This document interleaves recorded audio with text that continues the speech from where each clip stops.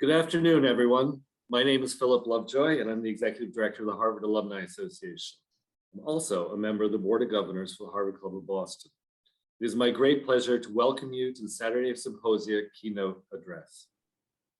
I hope you all enjoyed this morning's faculty sessions. They were quite lively. Each year, I am delighted to hear from Harvard's faculty on the important work they are doing in and out of the classroom. You may have heard President Matt Hegarty earlier. This is our second virtual Saturday Symposia, with the hopes that we will be back in person next year, God willing. The club is beginning to host in-person events and activities again, which is fantastic. And Harvard will be beginning to welcome alumni leaders back to campus this winter and then in-person reunions in the spring. One person who I know is excited about our upcoming reunion is Marlena Rehkamp O'Brien. She hails from the Harvard College class of 1982 and serves on her reunion committee for it, and she graduated from the Harvard Law School in 1985. Marlena, the current president of the League of Women's Voters of Wellesley, and she's been working tirelessly for years with the Harvard Club of Boston on numerous committees, including the Member Engagement Committee, the Membership and Marketing Committee, the Board of Governors, and of course, the Saturday of Symposia Committee. Without further ado, I'm delighted to welcome Marlena to the virtual stage, introduce our keynote speaker. Marlena, take it away.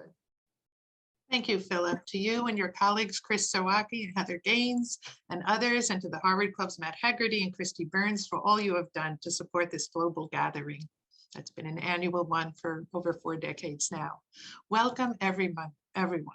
What a morning we've had. We've heard about Harvard's cutting edge research on how written languages and media travel through time and space, ranging from the stone tablets of antiquity and the engravings of Dura through 21st century digital text.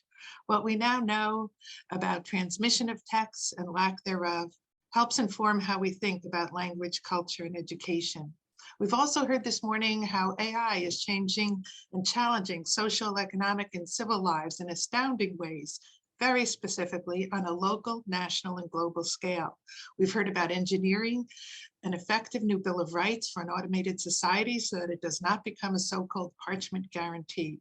Think of all that Professors Blair, Whittington, and Doshi Velez have suggested or implied about literacy, education, and inequality in cultures from ancient Mesopotamia and Gutenberg's zone to ours today.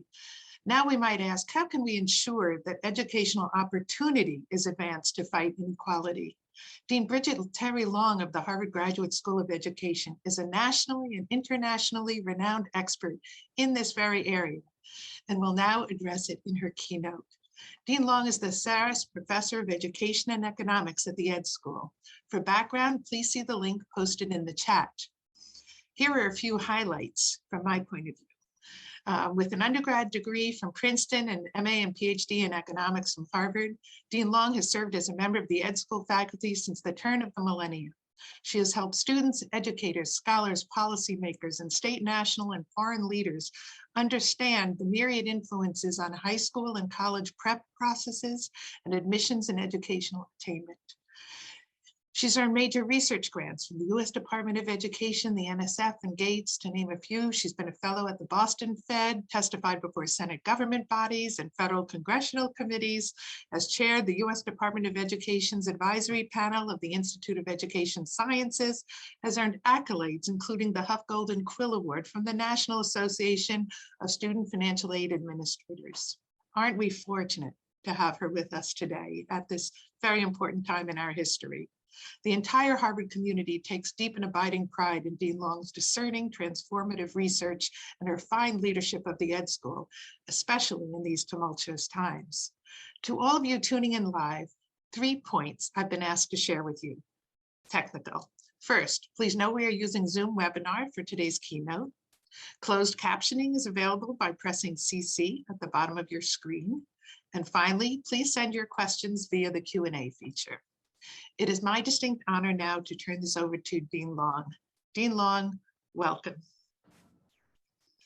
Thank you so much, Marlena. And before I get started, I want to say a huge amount of appreciations and thanks to the Harvard Alumni Association. Philip, Chris, you were tremendous in inviting me and supporting me and preparing for this event. And I know that this is an event that so many of us enjoy. now, I believe, over 40 years. And so it's wonderful to be here with you today because I am one of you. As a Harvard alum, and you just heard from my bio, I completed my master's and Ph.D. in the economics department. And I've spent over half of my life now at Harvard as a graduate student, as an assistant and an associate professor, as a full professor with an endowed chair, and then as a leader now in my 4th year as the dean of the Harvard Graduate School of Education. And it has certainly been a tumultuous, interesting roller coaster ride the last several years. But ultimately, I am here because of the incredible resources, people, and ideas that make up Harvard, that make up this place. And I've seen what is possible, and so much of my work focuses on how to make that a reality for the many, many learners of all ages, races, genders, and countries who have incredible potential that the world desperately, desperately needs right now, especially as we confront some of our greatest challenges. And so though it would be wonderful if we could all be together face to face in a room, I do want to remind us to be thankful of just what we are able to do. I've said several times to my own community and team, I'm very thankful that this is 2021 when we had to switch to remote and what is possible and our ability to engage right now. And as I told my students when we began our year of remote education last fall 2020, we're selling ourselves short if we only think of Harvard as a place, a spot on a map, rather than a group of dedicated, talented people working towards important goals. And so we move onward with this important work and exchange of ideas that must be done. And in fact, again, has only become more urgent during these turbulent times. And so as we look ahead, when I was asked the question of what I wanted to focus on for my keynote, I immediately was drawn to issues of inequality. Because yes, this has been a very turbulent time, and it's really underscored the differences in the conditions and resources individuals, communities, and countries have to navigate the troubling waters of this ongoing pandemic. And yes, we may all be in the same storm, but we're not all in the same boats. And so that's why I chose the topic for my talk, Advancing Educational Opportunity to Fight Inequality. It's the desire to understand and combat inequality that drew me to economics and to education in the first place. I know so many at Harvard studied these issues because the disparities that we see are pervasive by income, education, race, ethnicity, gender, and many, many other dimensions. And we see this play out in so many different ways, including the economy, again, education, the environment, health, housing, clean water, crime, and so much more. It seems, though, that we are capable of doing so much more to address these issues. And so again, that is the focus of my work. I'm gonna, and the focus of the talk today, I'm gonna share my screen and hopefully everyone can see that. Pausing just for a moment, unless I get a thumbs up, unless I get a note from the group, I'm gonna assume that everyone can see that, hopefully very well. So to start, we know inequality is a problem, but we also know that it's a growing problem. Let me start with some motivating statistics. So the chart that I'm showing you here shows you mean family income growth, breaking families into quintiles with a separate group for the top 5%. And what we can see of what's happening with income growth over time is that since 1981, the incomes of the top 5% of earners have increased so dramatically faster than what we see for other families.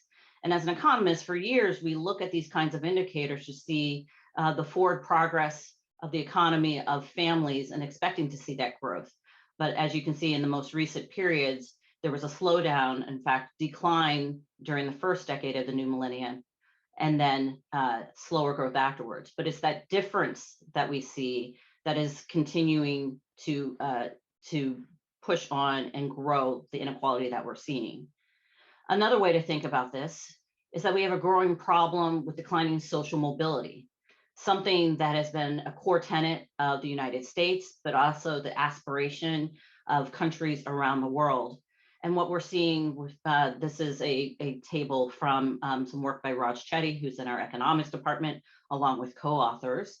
The percentage of children who are earning more than their parents has been declining over time. This is starting with children born in the 1940s and going forward to the 1980s, and you can see that steady decline. So we're worried not just about inequality, we're worried about intergenerational aspects of this and social mobility as well. And then we come to COVID, which really underscored a number of the problems. And as we start to focus more on education, one thing COVID did is it underscored the importance of education. I think second only to public health, education was the most interrupted, disturbed, and shocked by what happened with the COVID pandemic. And so as schools began to close their buildings, it became apparent just how much education threads through and supports families and communities. Our schools are more than just physical buildings that provide academic content. They're also providing access to food and healthcare. Our educators are doing more than just teaching academic concepts. They're also providing support, social emotional support, and the safety of adult supervision. And our community-based organizations, after-school programs, wraparound services also play such a critical role. To inject a little bit of humor, and because we're certainly going to be talking about some hard issues, I remember very early on during the shutdown, this tweet by Shonda Rhimes about how she'd been homeschooling her 6-year-old and 8-year-old for 1 hour and 11 minutes, and how it quickly made her realize that teachers make far less than what they should, given all the incredible things that they do and that our education professionals do. But what COVID really did, to quote one of my colleagues, Paul Revel, who's a faculty member at the Ed School, and also the former Massachusetts Secretary of Education, it was as though a big wave had pulled back from the sea, revealing the ocean floor and all its disturbing realities that before had been hidden from everyday conversation. There are many of us who have studied these issues for decades, but it really became starkly clear and almost overnight, given how quickly so many of us had to switch to being remote. We were dealing with problems of missing students. We realized very quickly the impact on mental health and trauma. And now, even as students return to school this fall, just how many of them had lost loved ones due to COVID. Threats to safety, now that students no longer were in schools, concerns about the digital divide, of course, being major ones as that became the primary way to do schoolwork and to do work. Food insecurity, housing instability, and then also unemployment and risky work when you think about parents. Many low-wage workers still going out into the workforce, but it feeling risky because of exposure to COVID. This is long before we had vaccines to rely on. And so even Time Magazine had a cover, and you hear this often, concerns about the lost year, a lost generation, learning loss, that word loss again and again being mentioned given the shock to the system. Again, building on top of decades and decades or centuries even of large gaps that we've already been grappling with. So that brings me to the relationship between education and inequality. And really, I think about it in 3 ways. First, education provides indicators of this that are symptoms of the broader inequality that we see in the world. We just have to look at what's happening in our education systems, and it tells the story of inequality. Unfortunately, education, if we are not investing the best that we can also perpetuate inequality. And so there's a lot of debate, and I was really drawn into this work as an economist to try to understand how education is an engine for social mobility. But as we've also noted, when things don't go right, it can also perpetuate the inequalities that we see. And yet improving education is a potential solution to addressing inequality. So these two being very, very intertwined. Let me illustrate each one of those points. First of all, again, education provides indicators of symptoms to the broader inequality. To give you some more data, what we see generally over time is that test scores for students have been increasing. I'm showing you now 4th grade math and reading test scores. But progress number 1 has stalled more recently. We have not continued in the United States to make large gains. And we haven't closed gaps as much as we would have hoped, given all of the investments and attention to the inequities that we see across students. So you can see that bottom line, test scores from 2017 to 2019. Yes, we see general increases, but we see large gaps by race in this example. We also see huge gaps in college going. Most of my work is focused on college access and success. And this is a graph showing you college continuation rates or entry into college for 18 to 24-year-olds from 1965 to 2015. You can see the purple line is the bottom 25% of the income distribution, while the blue line is the top 25% of the income distribution. And in general, we do have more students going to college. But even after billions, even trillions of dollars of investments in things like financial aid, academic support, after school programs, you still see that the gap between high income and low income has only diminished slightly during this long period of time. And so education is reflecting this larger inequality that we're seeing around the world in so many different ways. But as I said before, unfortunately, education systems can also perpetuate inequality. As movement and additional research has been done, and really due to better data about what's happening inside of our schools, there's been a number of amazing studies that have looked at how do we distribute resources within schools. I would say research and education over the last 30, 40 years has grown tremendously. This table that I'm showing you is looking at the characteristics of high poverty and low poverty schools.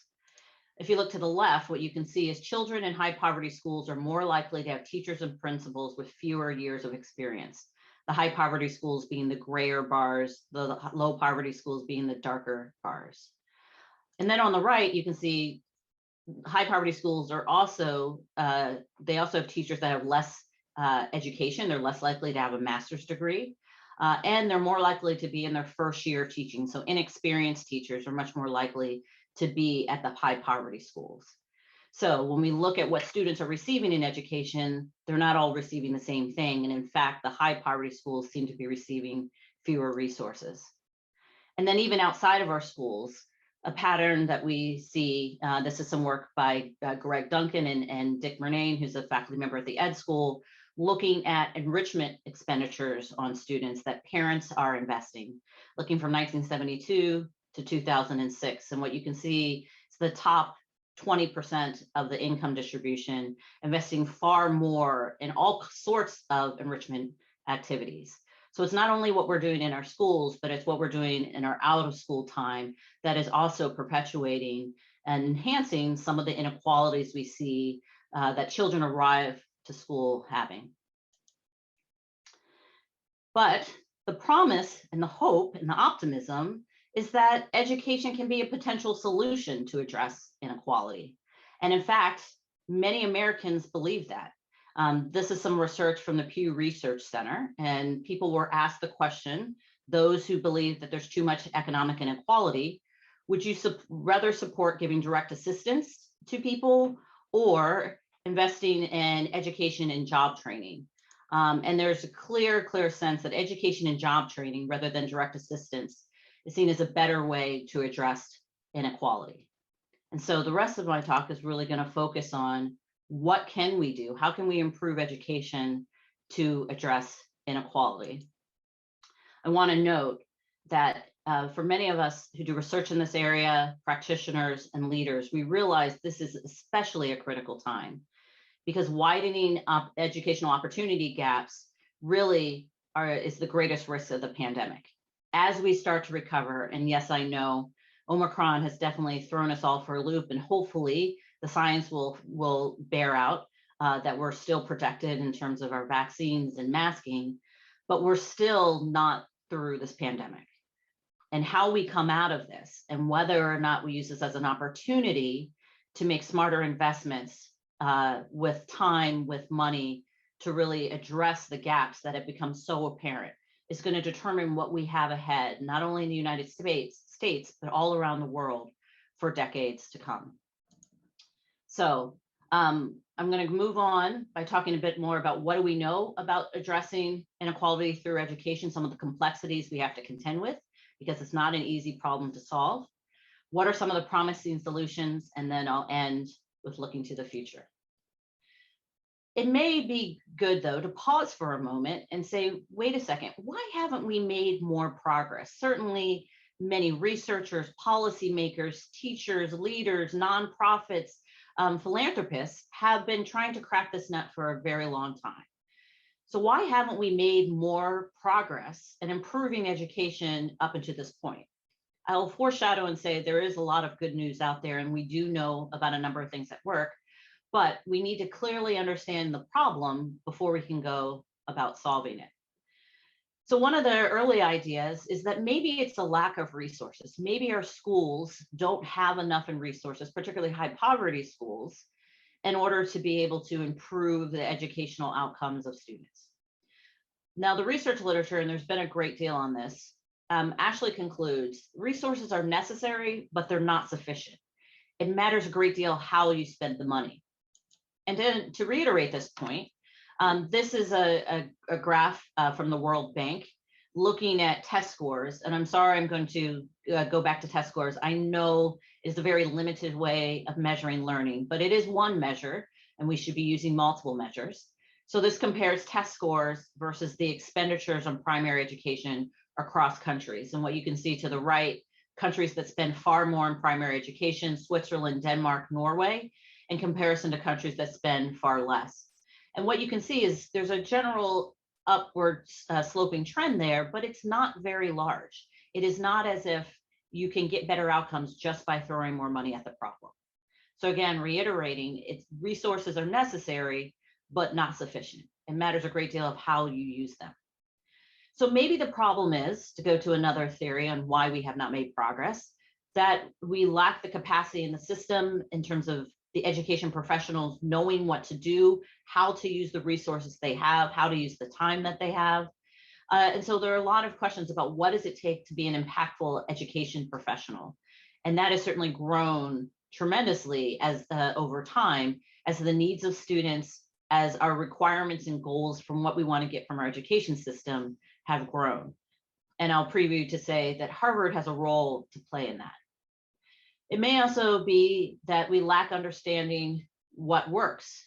So we have resources, we have talented education professionals, but we need to know much more. We need to grow the research base, the knowledge base of what works for whom and when. And so that would also, again, underscore so much of what we do at the university, as well as at institutes, governments, universities across the country and the world. Or there's a camp that would say, maybe it's a lack of incentives. Maybe because the bulk of education in the United States, but also in many other countries, is public education, that we have a need for competition and accountability, and that actually would improve things. And for those who have an interest in education and kind of have watched what's happened the last several decades, you can see pieces of this all throughout. And that's what I want to pull apart a bit more. But first, before I jump into the promising solutions, I do want to consider the complex nature of education, because too often what we see is a silver bullet kind of solution when the complexity of the problem we're trying to solve means that something different is needed. So observation number one, as someone who's studied education for over 2 decades now, and drawing upon multiple disciplines who have looked at this issue, observation number one is to keep in mind that this is a multi-stage developmental process. Human development, the different stages that you go through, to get it right for a child. And as a mother who has an 11-year-old and a 13-year-old, realizing it's year after year after year of getting it right and moment after moment. But also keep in mind, it is very individualistic. And the best way I can describe this as a parent of 2, and when I talk to friends who are about to have their second child, is I don't know what your second child will be like. And we can look at the research about birth order, but I can tell you that your second child is probably going to be the opposite of your first. So any parent with 2 children realizes how different their needs are, how differently you approach them. And if you don't have children, just consider your siblings growing up in the same household, same parents, same resources, and just how different you turn out. And so this says a lot about what's the challenge a teacher is facing when they all of a sudden have 20 to 30 to even 35 children who are all these different individuals who need very different things, who are going through a developmental process where the beginning of the year versus the end of the year, they're in very different places. But it's clear what people need is going to differ by individual, by time, and to get to my second point, context. One size does not fit all. And COVID definitely underscored that. What some communities needed was more on resources and dealing with the digital divide. Others needed teacher professional development. Others needed space. Others needed food. But it was not a one size fits all. And so with any situation, you have to assess what are the strengths and assets that a community may already have, and then how do you target the particular needs. But this is something that constrains education so often that when we do find something that works, it may not work exactly the same way in another community. Which brings us to these questions. When I first titled this talk, I immediately jumped to the idea of inequality. But is it equality that we're going for? Is equality enough? And so to use this cartoon, and you may have seen some that are similar, this one building from Shel Silverstein's The Giving Tree. Equality, you have a tree that's leaning to the side. And if we did that equally, trying to help the children and gave them the same size ladders, we would still have a problem. So maybe what we're actually trying to get to is equity. And the fact, again, that somehow in a systematic way, we have to understand that what students will need will differ in order for them to be successful.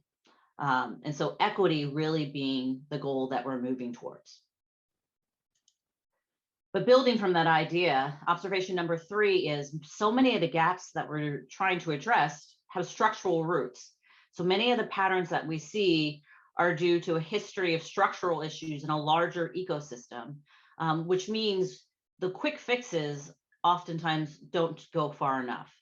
Let's look back in history, Brown versus Board of Education in 1954, where the Supreme Court found separate is not equal. But it wasn't, most people, I don't think, believed that all of a sudden was going to close the black-white test score or achievement gap, because there is so much more that would need to be addressed in terms of systemic inequality in order to have in order to be able to drive towards more equal outcomes. One example of this and the systemic nature of inequality is redlining. And so there's been a lot of discussion in the last couple of years, going back into history and realizing how policies such as redlining, and this gives you a picture of Chicago, where in the pink areas denotes where lenders were discouraged from issuing mortgages, even to credit-worthy borrowers. And that this was actually a policy of the federal government. The federal government's Homeowners Loan Corporation set this policy. And even though these maps were drawn in the late 30s, you still see the repercussions of these kinds of policies decades and decades later. For example, if you look at upward income mobility by city and by race, this is again pulling from some research done by Raj Chetty and his team, Nate Hendren, John Friedman of Opportunity Insights. You can see that there's a difference in income mobility by race. And if you look by city, you can see where Chicago is and how it continues to live out the decisions that were made back in history, but how they continue to play out in the future. And so with our education system, and if you know the history of education, so many policies, so many of the ways that we distribute resources really go back to times far earlier. But if we don't address them and take into account this larger ecosystem, then our solutions won't work. Observation number 4 is also to keep in mind that it's complicated and that our educational process requires many, many micro decisions. This links to some of my work looking at just the process of getting into college and staying into college. There are a number of small decisions that you have to make.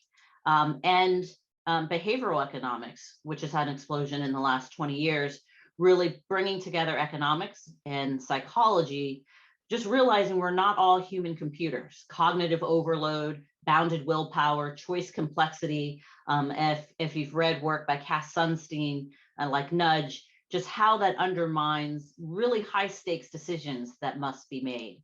And in particular with education, there's so much uncertainty of will you get into a particular school? Will you get a particular grade? And there's so much bad information. It's such an area where you have so many sites and information coming at you if you are a student trying to sort through what is the right information for you. And the last thing I would underscore is that education quality is also incredibly difficult to measure. If you, for example, are deciding whether or not to choose a school, you may know test score information, but how do you pull apart that information into more about the supports, whether there's teacher feedback, what the instructional quality is? That is so much harder to measure and to observe, which also, again, feeds into how do you make decisions as a parent, as a student, as you're trying to go through the education system. And then finally, the fifth observation is that schools and education can do a great deal, but let's also make sure we have clear expectations that schools can't do everything. You know, occupying a mere 20% of a children's waking hours between kindergarten and grade 12 cannot function as the great equalizer to address profound inequality in income, wealth, and social capital. So how much time students spend in schools, it is absolutely a way to address inequality, but we have to think much broader and with many more partnerships if we're going to be able to address the host of issues that students are dealing with that also affect their achievement. Health, food and nutrition, housing, neighborhoods, employment, and the list goes on. So to summarize, it is a complicated issue. It's multi-stage, context specific. We have to worry about structural inequality. There's so many different decisions, and it's necessary to think beyond schools. But Les, I do want to leave you feeling optimistic. Even with all of that, there are things that we can do. But some of the implications are we have to realize that the right solution may vary according to context and student. If we find something that works, it does not mean that it's going to work for all schools, for all students. We also have to be clear with our expectations that minor interventions will have a limited impact if they're enacted in a larger ecosystem where we're not addressing some of the more systemic inequality. We always have to take into account the complexity and incomplete information of stakeholders, whether that be parents or teachers or principals, as they have to make decisions to navigate these complex systems. And what that ultimately leads us to is that there are no silver bullets, but that doesn't mean that there aren't things that we can do. Because one thing we do notice in the research is, yes, we do see gaps, say, for example, between high poverty and low poverty schools. One thing we do notice is schools that serve similar student populations can have very different outcomes. That gives us some clue that some schools are figuring this out and they're doing better by their students. And so the work of research and the work of being a proactive leader is figuring out how to discern what is working in these schools that are having very different outcomes. So how do we address inequality? What are some of the promising solutions? And interesting, preparing for this talk today, I was doing a quick literature review and happened to see a paper published by two friends of mine from graduate school, Nora Gordon and Sarah Reber, just published December 1st, which was looking at what can we do to improve K through 12 education? What does the evidence tell us? And to take a quick quote from their abstract, it means shoring up the fundamentals, how staff are trained, recruited, retained, supported in their work, curriculum, safe and healthy school buildings, and the components of how all of this is organized. But again, their review emphasizing that silver bullet interventions don't work. But let me take you through some of this literature, and I've organized it into 5 points. How can we address inequality by advancing education? Well, first, building the knowledge base. Second, thinking through the effective use of school inputs, and we've learned a lot about that. Third, bolstering the pipeline. 4, changing the whole system. And 5, attending to the whole child. And so the rest of my talk, until we open up for Q&A, and I'd be happy to dive more into these, let me give you some of those examples. So the first, again, is building the knowledge base. What works? But to get to the more precise question, what works for whom, when, and under what conditions? And that's really where the work has gone. It's also important, though, to recognize what doesn't work, because we do have a number of practices that have been evaluated and shown not to work. And we need to shift away from what we know doesn't work to at least look at some of the promising practices or explore new practices. And this is a critical time right now because we've just had 2 years of forced experimentation, but hopefully also innovation. And want to make sure that we're capturing the lessons from that period of time. And it was a flourishing time where you saw much more work meeting students where they needed, learning more about their home situations and how to adjust our supports and our instruction, recognizing those factors. So if you read one of the pre-readings, the Washington Post article I wrote, this just again underscores the critical role of research and data, because without data, we're just working off opinion and guesses. And obviously, this is a strength, research is a strength of Harvard University. And just to point out some of the research centers going on at the Harvard Graduate School of Education and centers at Harvard, Reach Every Reader, focusing on our youngest students and actually just releasing 3 apps to help parents support reading for their children. The Center for Education Policy Research, which is working with a number of districts around the country to do just what I had suggested and getting data to find out what innovations and experiments they've done and where their students are in terms of their learning, even during this COVID pandemic.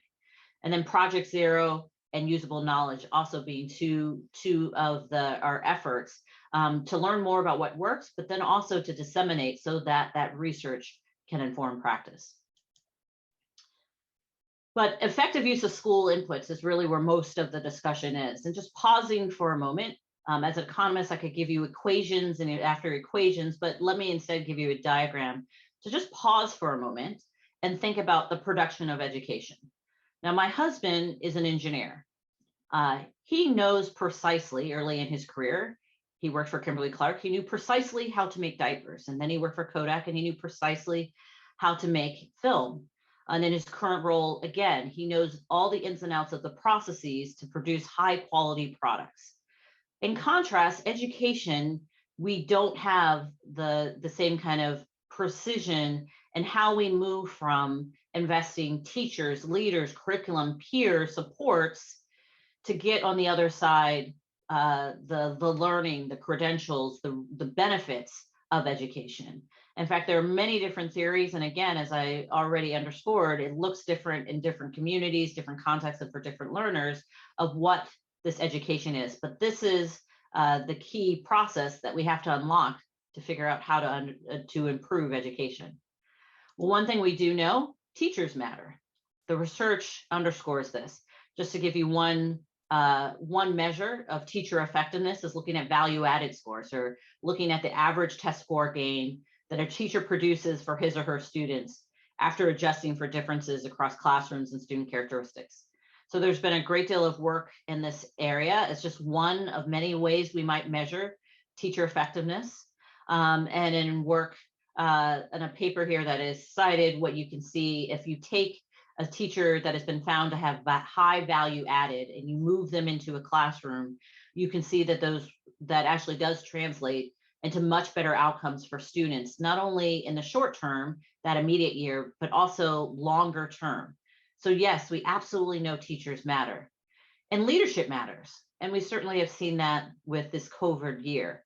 When we have been under crisis situations, having strong leaders to make clear, thoughtful decisions based on data and to communicate that and move forward their communities, you see tremendous variation across districts that had nothing to do with the money or the resources, but had to do with the leaders.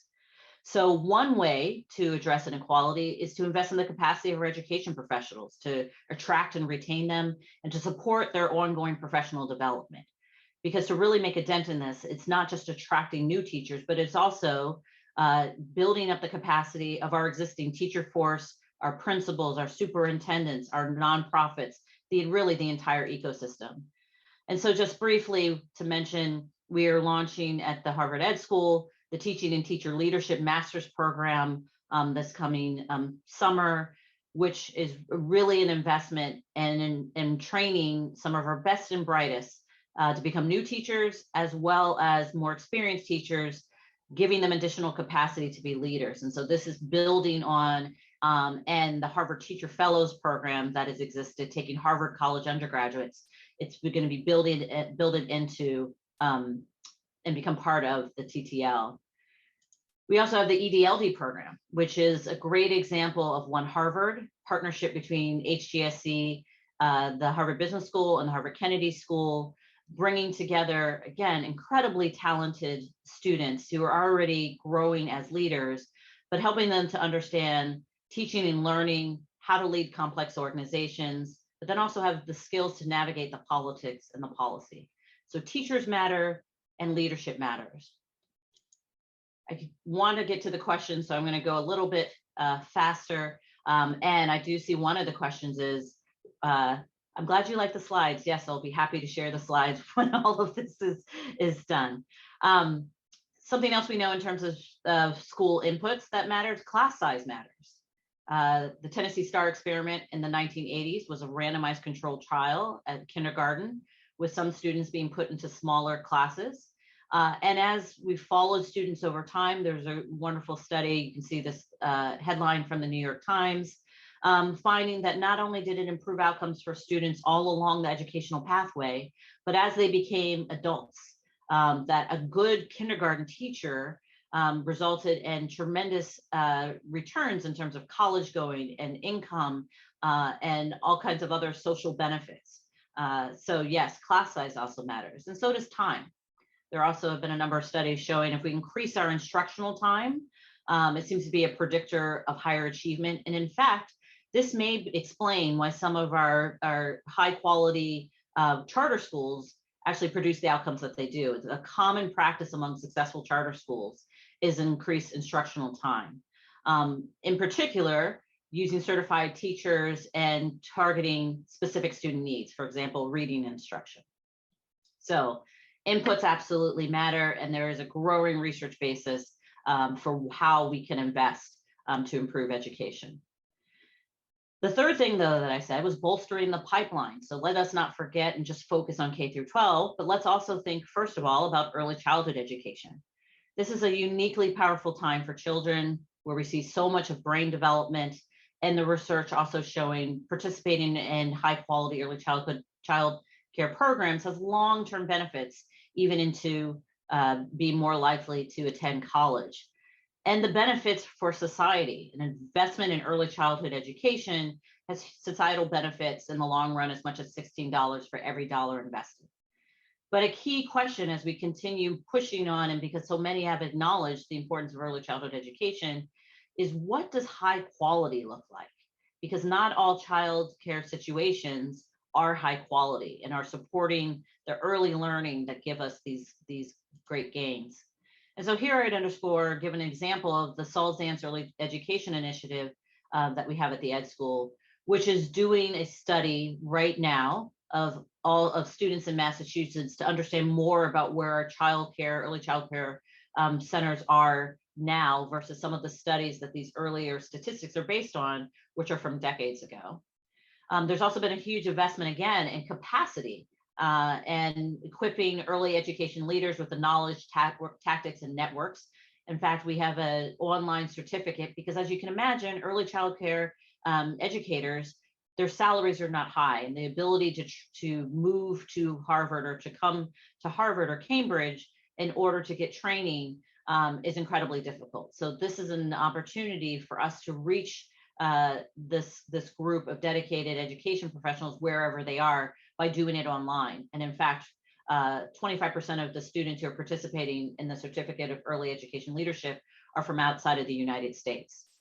And the Zance Fellows, again, helps to build a pipeline with our master's students. But also on the back end, after K through 12, don't forget about higher education.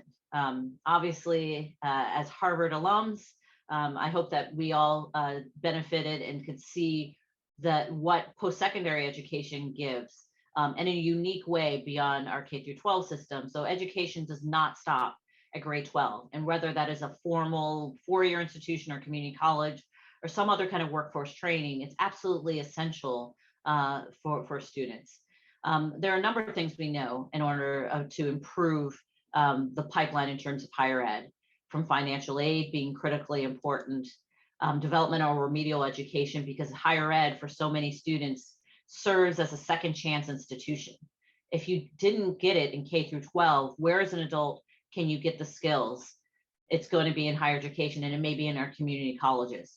And there's some really promising results in terms of learning practices. And then finally, proactive coaching being one thing that has arisen in the literature, coaching students of how to plan and organize their time, really increasing persistence. And it's one of the investments that actually the positive results persist even after the service was discontinued. So I have just a few more slides before we open up the Q&A. There were two other things I noted in terms of how to address inequality by improving education. One is changing the system itself. Many examples of this, charter schools being a big one. One, it increases school choice for parents, gives them immediate ability to give their children different opportunities. But there is also the theory that by having more competition, this might actually have effects on public school system. There's been lots of analysis about this increased school choice, and I alluded to before, successful charter schools and what they're doing differently to try to support students. There's much more debate or less evidence about whether or not the advent of charter schools has actually caused public schools to act differently. But another example that some rely on are things like standards and accountability, school desegregation being another major way that people have thought about changing the overall system. I would say briefly, one that doesn't get quite as much attention, but that is also vitally important, is seeing how we can take our current systems and policies and make them better. And so this has involved some of my work looking at the education infrastructure and financial aid, where it's something you notice, financial aid is available. It's certainly not sufficient, but you see students who would benefit from it who never fill out the forms to actually receive it. And so an intervention that I worked on with a couple of co-authors in H&R Block offices, we filled out financial aid forms. It was an 8-minute intervention, but we saw a massive impact on college enrollment the year after, 26% for an 8-minute intervention, and 3 years later, they were still in college.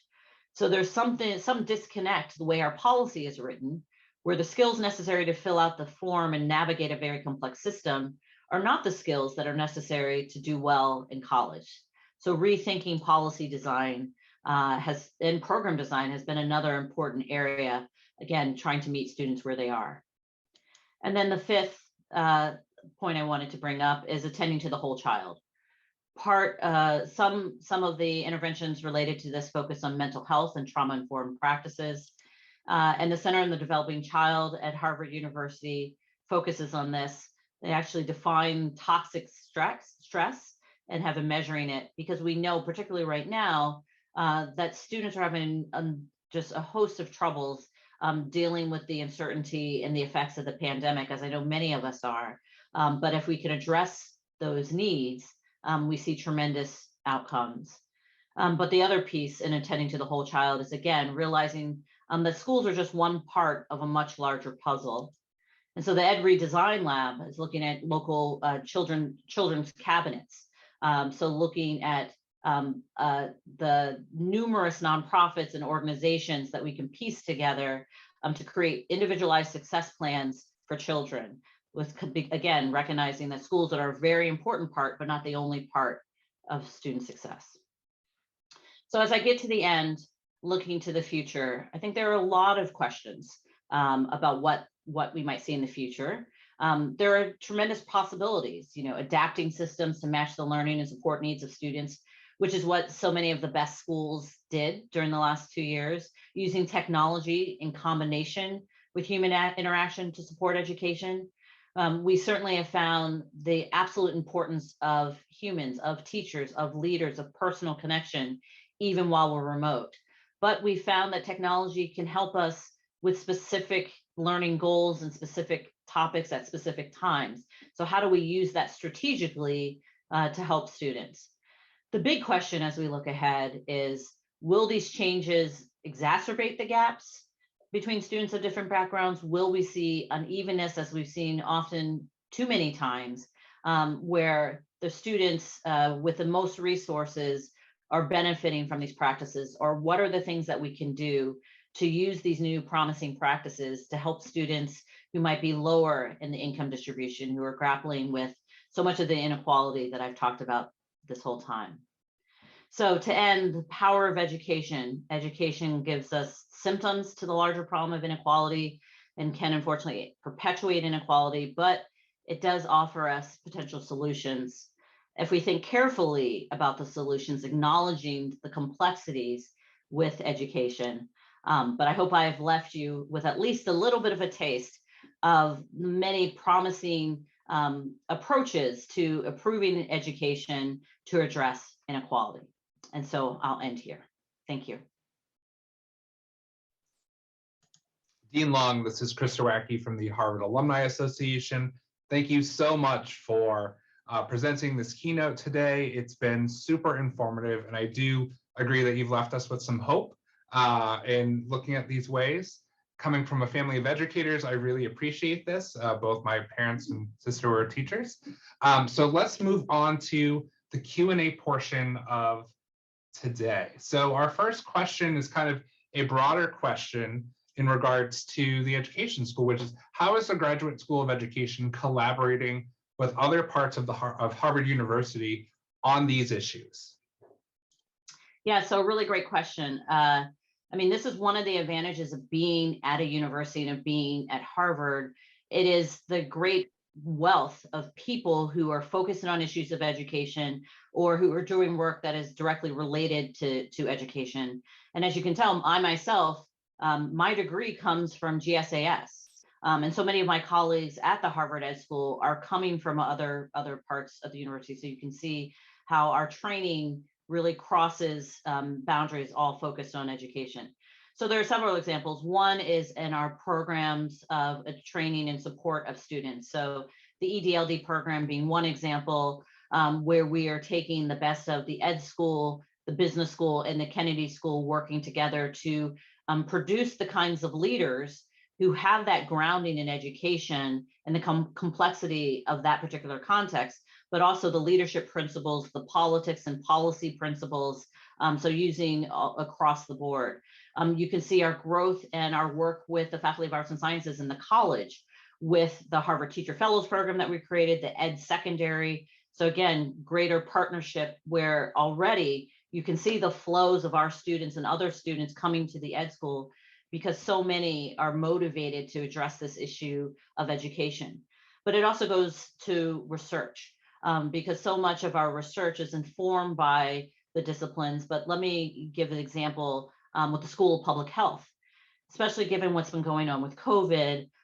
With Dean Michelle Williams, I've been incredibly excited about opportunities for actual projects. Healthy school buildings and student achievement are so intertwined. And so we have several faculty who have been working together, and what would it take to try to improve our physical structures and health supports with the impacts that it would go to education. So those are just several examples about how using resources all across the university. And again, there are so many people who are doing research or active in education at schools other than the Harvard Ed School. But we certainly, it's wonderful for us to take on serving as convening coordinator, because I think one of the unique strengths of the Harvard Ed School is our 30,000 alumni, our partnerships and ongoing relationships with practitioners in the field, because we can do all the great research in the world, but one of the really important things that has to happen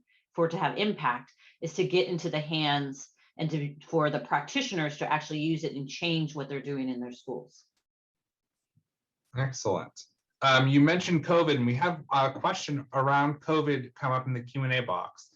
With more at-home education in these COVID times, those without digital access and resources seem to be at a disadvantage. However, there is a bright side to the movement to digital environments and tools with Zoom and other digital tools. Do students gain better access to best courses and teachers that are outside their local school, or could kids from high school poverty schools access more or better educational resources and teachers from those schools with better training and teaching tools? Sure. So really great question. So one, I want to distinguish between what we had to do in March 2020 and what many schools had to do at the beginning of the pandemic, is they had no choice but to use technology in order to connect. And this did push in really important ways the importance of dealing with the digital divide, getting computers in people's hands, getting broadband access. And so one of the programs that I supported very early on, so we created something called the Dean's Education Fellows, where our master's graduates worked with districts all around the country because they were, grappling with how do I deal with these issues. And some of those Dean's Education Fellows were working on the issue of broadband access to families and getting iPads and Chromebooks into hands. And so I hope that longer term, those kinds of efforts will continue. But as we get beyond crisis mode into thinking about how can we use technology, so I think we have to be really discerning on ways that it works and ways that it doesn't. First of all, there's a difference in terms of age. A lot of what we've grappled with for the smaller kids, and this is why you've seen a number of K through 12 schools prioritize bringing back the smaller kids, is it's harder to use technology to engage them given where they are developmentally versus the older kids. For the smaller kids, though, there are lots of wonderful apps. And again, I mentioned the Harvard Ed School just released 3 that can support in very short learning bursts, things like reading. For older kids, it really is thinking about, well, how do you want to use the technology in conjunction with the human connection? And we don't have to be in person to have human connection. Some of the things that we've learned is the difference between the asynchronous, when you're trying to teach certain skills that a student might want to go at their own pace, or they might want to watch repeatedly over time. That's a great use for technology, but it needs to then be backed up with the interaction with the teacher, whether that's face-to-face or on Zoom, to reinforce and to push on those topics and to get better answers. We found technology can be really helpful for students who have less confidence or who are shy. It can be less intimidating to be in a Zoom room than to be in class. And it allows you to, in discussions, to use more than just raising your hand. You now all of a sudden have opportunities for chats. You now have opportunities for breakout rooms, which we certainly have been using at the university, but you also can see that in high schools where you have smaller groups where students can actually grapple with the material rather than being lost in a sea of a whole classroom of students. So those are just some examples, but again, it means thinking really deliberately, starting first, what is the learning goal and what are support the students need? And then where can we use technology in conjunction with the human interaction? And that does take rethinking how we use our time and our resources in order to make gains. And you do see instances where it's giving access to students to material they would not otherwise have. It's giving access to supports that they would not otherwise have. And if I just end briefly on what it's done for us at the Ed School, is when we went remote, we discovered that there's a whole pool of aspiring professionals, really talented people working in schools who wanted to get a master's degree, but who were not going to be able to move to Cambridge. And so we realized we could meet them where they are by using our online courses and engagement. Not to say that they won't come to campus at all, but we're very excited about the online degree that we're launching that seems to really be tapping into a group of students and talent that otherwise Harvard was missing because they just were not able to move to Cambridge. And that is such an amazing opportunity. So thank you for that. Our next question is an interesting one. How are education researchers studying the link and causal impacts between the home community environment and the context of the student as compared to the educational resource opportunities that you've identified and the implications for future educational inequality resolutions? Yeah, that's a really tough question. And as researchers, Yeah, you're already acknowledging you have to differentiate between what's correlation versus causation. That's the first thing. So how do you know one thing is causing another? And some of the most innovative ways that people try to do this is, first, you need a great deal of data, because you need to have students who have varying home environments and varying interactions with different kinds of resources. So you're trying to sort out, very similar students who have very similar home situations, but then have access to very different resources. And what do you find? Or oftentimes you exploit some kind of change. So for example, with COVID, what researchers are doing is, we realize that COVID outbreaks varied by geography, and they varied by time. If you look at the maps of where we had the huge breakout of COVID, in the United States, it evolved over time, and where you had schools closed versus schools open. So you have very similar kinds of neighborhoods, just because of geography, be it in different parts of the country and different timing of what was happening with COVID trends, experiencing very different kinds of school years. And this was also because states varied, districts varied on their policies about when they had schools open or closed, or what kinds of resources they were using. So you can use that kind of variation to try to tease out how two very similar students, with perhaps two very different home environments, or the COVID policies or other kinds of policies impacted their home environments differently, to try to tease out causal effects. You can also look at siblings, sometimes how there are changes within a family, looking at siblings. But yes, this is something that you have to be very careful about. And oftentimes, I think this is something that holds back research, because if you don't come up with that kind of rigorous way to isolate the impact of something, there are many questions we want to have answers to that we just haven't quite figured out the research methods to. Finally, I would say, though, where a lot of work is going, and you're hearing a lot of education researchers talk about, is how do we establish causation when we're looking at systems. We're very, very good at isolating the change of one factor, class size, or one teacher. But how do we look at the impact of changing systems when you have multiple things changing at the same time, and still trying to come to some causal kinds of effects? And that actually, again, noting some of the things I talked about in my talk about the systemic inequalities that we're trying to address and figure out how to move on, that's where the research, the methods, is going to have to go to how do we look at the impact of changing systems. Wonderful, thank you. As you know, as we think about education in this country, people tend to look outside of the US for examples and other comparisons. One of the questions is, in some of the other countries, such as Finland and Korea, with differing methodologies, they've seemed to found some great solutions. Instead of asserting that we are, in quotes, we are different, unique, do we have ways of opening up and sharing and learning from them so that we can continue to grow? So absolutely, thank you for bringing in that point. I was actually heartened during COVID that this was a time when the exchanges across countries was heightened, not only for education researchers and people who work in the field, but even in terms of policy, because countries were experiencing and enacting very different policies. So I was constantly having conversations with deans, with researchers in other countries to try to understand what was happening elsewhere. I would also say this is where we've been making major investments as a school, because quite frankly, in the United States, there are a number of policies and debates that we're currently having that are really tinkering on the edges of policies that have existed for 50 years. If you really want to see dramatic explorations or innovations, you have to look at other countries, because much more dramatic policies, interventions are being tried.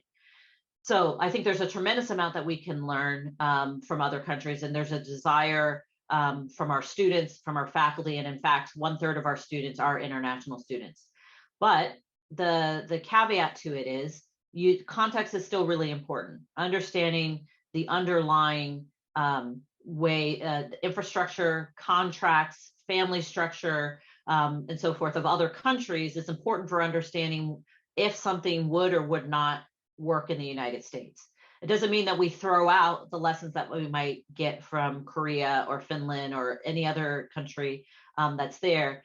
But the contracts in terms of how teachers, what governs teachers' time, what governs neighborhoods and families, the number of challenges that many of our students are facing within their homes and neighborhoods. That's one thing that just to underscore that is very, very different in the United States, given a number of a host of reasons. And I didn't show this in my slides, but you can see differences in inequality, how they play out in the United States versus other countries. The United States has far more inequality by multiple measures than other countries. And so if partly what you're trying to address links back to the inequality that students are facing in their entire lives, and you don't see that in other countries, then you do have to think carefully about what lessons you can take, or how, and this is really where the work is going, how you take something that seems to be working really, really well in another country, but adapt it for the US or for a very particular town, community, district context. Wonderful. On a similar-ish question in terms of international, in terms of the economics empirical literature, how important are vouchers and parental school choice in improving public school quality and learning outcomes? What is the impact of us catching up to peers in the PISA rankings? And for those that don't know, the PISA rankings are the Program for International Student Assessment. Yes. So the United States has had vouchers for several decades, and it's been a contentious discussion. So first of all, parents do want choice, and you see many low-income families, particularly families of color, who do want choice. And I can understand the urgency of it as I think about my own kids. 1 year, a kindergartner only has 1 year. And you're looking for immediately, what can I do to support my child? And if a voucher or choice gives me that opportunity, then you see many parents who absolutely would like that choice. But the success of the program really depends on the parents being informed and how the voucher system works. It can vary tremendously. So there, again, I can't say definitively vouchers are good or they're bad. It depends on how they're implemented. But if they're implemented where the application for the vouchers can vary, or the information that is shared about the different school choices is limited, then you're not going to see what we might think about as being rational choices versus a big movement and choice, whether it's vouchers, whether it's charter schools or other kind of school choice, has been to do a lot more to inform parents with school report cards and other kinds of things that would help them understand what is the best match potentially for my child. And so will vouchers help us, or have they helped us? The thing you have to keep in mind is we've had many experiments, but they vary tremendously across the country. We have been able to identify that there are some choice schools that are producing wonderful outcomes. And the key is to understand what they're doing differently so that other schools can copy it. But on the other side, then there are concerns about our voucher systems being implemented with fidelity, meaning that there's truly random choice, or is there any kind of creaming or other kinds of things that are going on so that there's selection on who's actually getting into school. So sorry, there's not an easy answer. Hopefully I've alluded to some of the different issues that folks are grappling with. Are they large enough programs to have a major effect on how we are doing in terms of our test scores or performance as a country? I don't think so. What you're seeing is many experiments in different places emphasizing different things to try to improve achievement. As you said, there's never an easy answer. If there was, many of these would be solved already. What role do you think the funding model for public education here in the United States, whether it be local real estate taxes, resultant spatial segregation by class, race, quality public schools, play in this inequity and inequality that we've been talking about, as well as the declining social economic mobility? So yes. So a feature of the American public education system is that the schools are funded off of property taxes.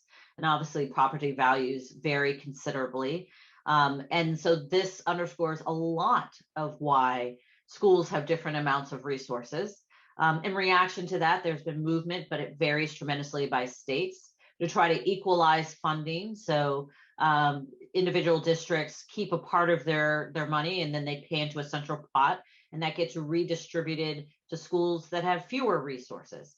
But with the extremes that we've seen happening in the real estate market and how quickly real estate prices can change, this system continues to be on shakier and shakier ground.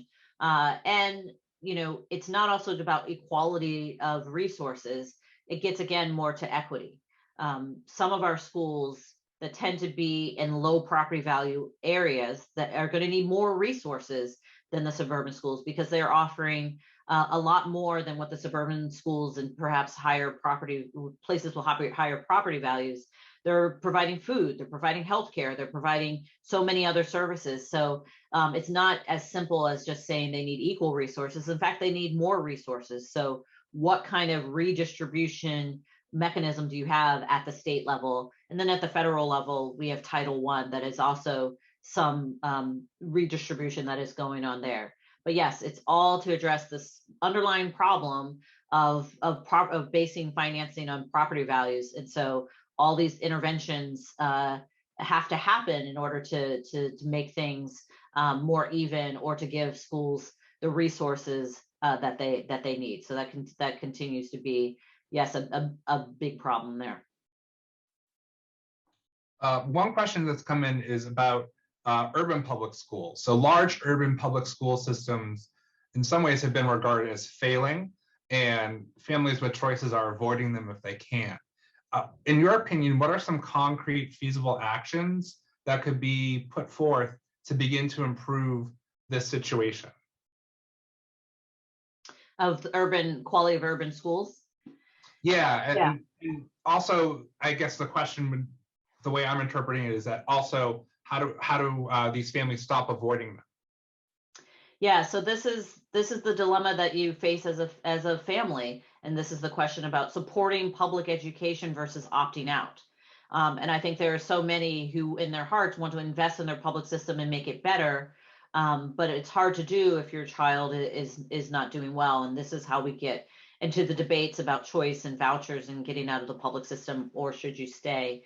But the focus on urban schools has been a long one in the education literature. And actually, you have seen movement forward and gains. Everything from examples of the Harlem Children's Zone, really focusing on urban populations by one of our alums, Jeff Canada. But in order to be successful, it was really focusing on thinking creatively about capacity with many partnerships, with longer school days, with really committed families and teachers dedicated to the students. You've also seen experiments in New York City with the really large urban schools, breaking them into smaller schools, so schools within schools. And over time, what the research has shown us is that has produced benefits as well. And you're seeing lots of other kinds of investments and interventions that are happening across the country. But again, it's not quick fixes. It often involves getting deeper into the systems, working with partners. Here in Boston, we have a School on the Move prize that I'm a member of the judging panel, where we're recognizing schools that have bucked the trend and seeing forward progress, helping students who come from traditionally disadvantaged backgrounds. And what you often see is very important role of partnerships with nonprofits. So you have the fuller wraparound services, similar to the child cabinets that I mentioned earlier. You also see movement towards more coordinated instruction, teaching teams, using data to make decisions, also being critically important. So, I see that there are many examples of our urban schools having victories and making forward progress, but they're very large and they're diverse, and you have to look really closely to see where's the progress being made and for what kind of students and over time. But I don't want to forget about our rural schools, because that actually is where we're realizing some of the challenges are even greater. Because there you have distance, there you have fewer resources, fewer nonprofits, issues with digital divide. So many of the assets that the urban schools are able to tap into, as we look to our rural schools, trying to think of the other of additional ways that they might improve learning outcomes. Again, given a very different context, they may not have the same kinds of assets to tap into. So these are hard, large problems to sort through. I would just, again, encourage you to look closer at what progress is being made, but it's hard to move an entire system. And again, it depends on the particular family and what they're looking for, what their child is looking for. And then a host of things are happening outside of the schools. I know for many parents, it's really much more about public safety and crime, and the neighborhoods that our schools are in, which is going to take a much larger concerted effort than just the schools themselves, but also the cities themselves doing much more. Thank you. We have time for two last questions. So the first one is, what is the impact on the educational outcomes that you've talked about today relative to the cost and availability of early childhood education? Yeah, so early childhood education has become something that's even bipartisan, where there is a lot of support because you can see how those early investments can pay off. But yes, there's tremendous variation at the state level, where you have some states that we don't traditionally think of as being strong supporters of education, but they're investing in large amounts in early childhood education. And I'm actually working with a coalition of business owners here in Massachusetts to try to change things, because here, closer to home, we know childcare is extremely, extremely expensive. And even before COVID, so many families couldn't afford to put their children in particularly high quality childcare. And then what happened with COVID, with the closing of so many of these, we know many of the childcare providers have not returned. Financially, it's just not viable for them. So I think, Massachusetts is on the early side of underscoring the infrastructure problems that we have, of something that is so expensive for families, but still not financially viable, where early childcare providers' wages are so low that it's been hard to have to make sure that the supply is there and the high quality way.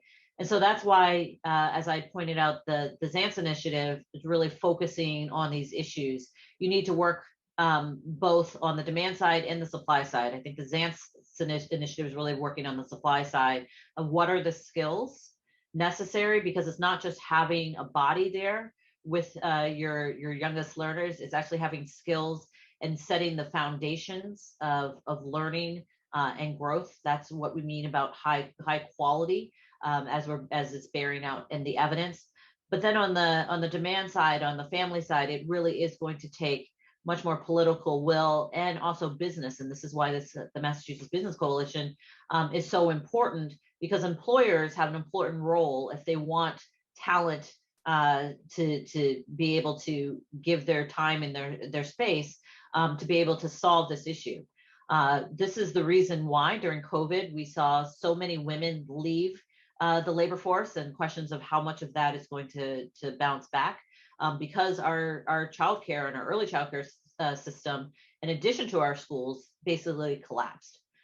So it is going to, the decisions that are being made right now by states, by employers, is going to determine a lot of what we're going to see for the next 20 years. But it has to be, again, concerted effort and coordination between those multiple stakeholders. Excellent. And our final question. So we've talked about the ways that the Harvard Graduate School of Education partners within the university and outside of the university. For those Harvard alumni who are interested to learn more about the Ed School's ongoing efforts to fight inequality through education, how can they do so? How can they continue to learn about what the Education School is doing?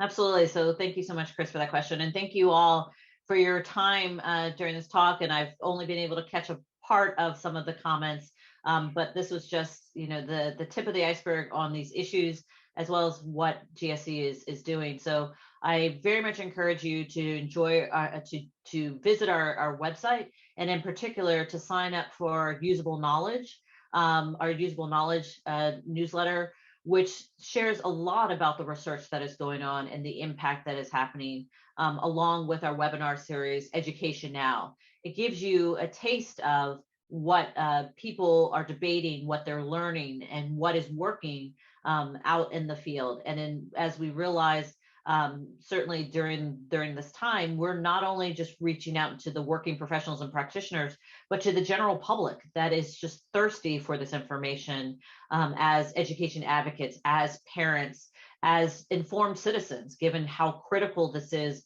for all of us, whether you have children or not, to get this right. We need to invest in our learners of all ages, and it is a continuing lifelong process, which you may already realize just by the fact that you've shown up to the symposium. So again, please come to our website, sign up for the Usable Knowledge newsletter, check out some of the stories there, and whether you're interested in early childhood or post-secondary or K through 12 leadership, we have resources available to you.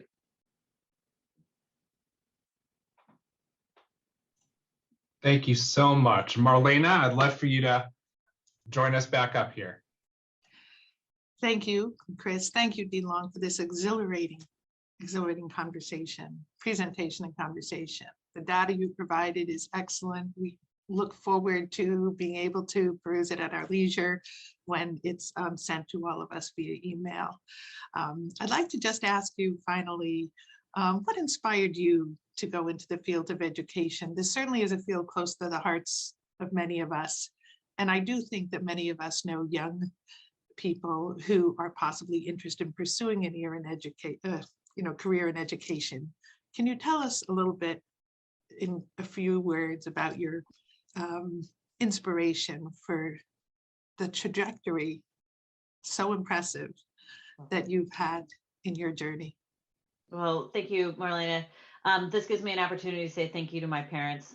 My mother is a teacher, but in so many ways, big and small, my parents really underscored the value of education. As an African-American family, my parents grew up in the segregated South, and it was underscored to me again and again, the importance of education, not just for progress or for income, but for agency, for choice. To grow as a person, to be an independent person who had choice over what I wanted to do in my life, and to be able to give back to others. And so, again, I really have to look to my parents, because I've seen that play out in a million little ways. Just the important role of education and what is possible. And so many of the students and colleagues and others that I meet who've risen to such high levels, they often tell stories about that one teacher or that after-school coach or that person who took an interest and encouraged them to invest in their education, which is an education for themselves, or the education we feel when we get to go to college. One of the wonderful benefits of college is getting to meet other people who are different than you, who have different perspectives, and to sharpen your ideas through discussion in the classroom, outside of the classroom. And finally, I just say the recognition that it's a process that continues through your life. There's so much to grow and learn, because the world is always constantly changing, but education is always key to unlocking whatever opportunities are ahead. So again, I thank my parents, I thank my mother as a teacher, and the wonderful teachers that I've had who made the world of difference. And so I was incredibly drawn to the data of economics, but I decided to apply it to education, because to me, it is the most critical, most important, most meaningful thing in the world. Well, thank you very much. And thank you to all of you who've been joining us over the past few hours, and in particularly for this very important keynote address. We appreciate your attendance. We look forward to your completing a survey later about your experience with us this morning and early afternoon. And we look forward to seeing you next year on the first Saturday of December. Have a wonderful afternoon and a great holiday season and celebration of the new year 2022. Thank you.